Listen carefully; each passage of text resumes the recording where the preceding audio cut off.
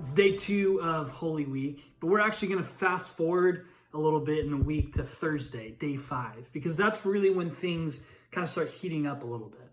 Now, Jesus and his disciples, they've been in Jerusalem for a few days now, and they've been traveling around. Jesus has been teaching the crowds everywhere that he goes. All the while, the Jewish leaders and priests and religious teachers have been growing more and more agitated because they don't like Jesus. They hate him. They don't believe that he's the Messiah. They don't believe that he's the Son of God. So they're looking for any reason to get rid of him by any means necessary. This is really, it feels like things are reaching this boiling point right now. But then right in the middle of all of this, one of the most important holidays in the Jewish calendar is happening. It's called Passover. And Passover is when the Jewish people, they celebrate and remember when God passed over their homes with the plague of death, the last plague that finally convinced Pharaoh to let them free when they were slaves in Egypt. And this is a super important holiday, one that every Jewish person observes. Even still to this day, every Jewish person observes Passover.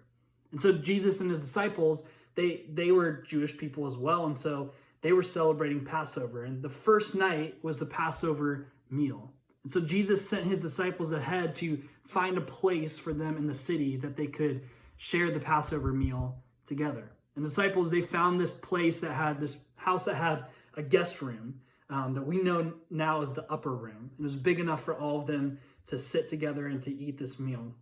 And this is really where we're going to pick up in Luke chapter 22, starting in verse 14. Here's what it says. It says, "When the time came, Jesus and the apostles, they sat down together at the table. Jesus said, 'I have been very eager to eat this Passover meal with you before my suffering begins. For I tell you now that I won't eat this meal again until its meaning is fulfilled in the kingdom of God.'" Skipping ahead to verse 19, he took some bread and he gave thanks to God for it. And then he broke it into pieces and he gave it to them. He gave it to the disciples saying, "This is my body, which was broken for you. Do this in remembrance of me."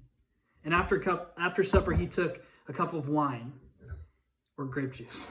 And he said, This cup is the new covenant between God and his people, an agreement confirmed with my blood, which is poured out as a sacrifice for you.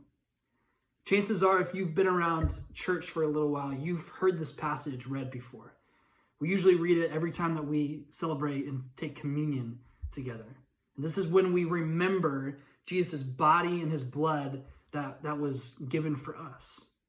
Now, when Jesus was sharing this meal with his disciples, it was a little bit of a preview of the suffering he was about to endure for them. But for us today, when we take communion, we are remembering, it's a symbolic reminder for us of the suffering that Jesus endured for us as well. You see, Jesus wasn't just, everything that he was about to endure, he didn't just do it for his disciples and the people who were alive then. He did it for us today as well, for you and for me. And so now every time that we take communion, we take this little meal and we recreate this meal that Jesus shared with his disciples on that Thursday night in Jerusalem 2,000 years ago. Every time we take it, we are remembering and saying thank you to Jesus for his body that was broken for us and his blood that was shed for us. So now I want you to take 30 seconds as this video kind of comes to an end. Take 30 seconds and tell Jesus thank you for his body that was broken for you and his blood that was shed so that you didn't have to endure that kind of suffering.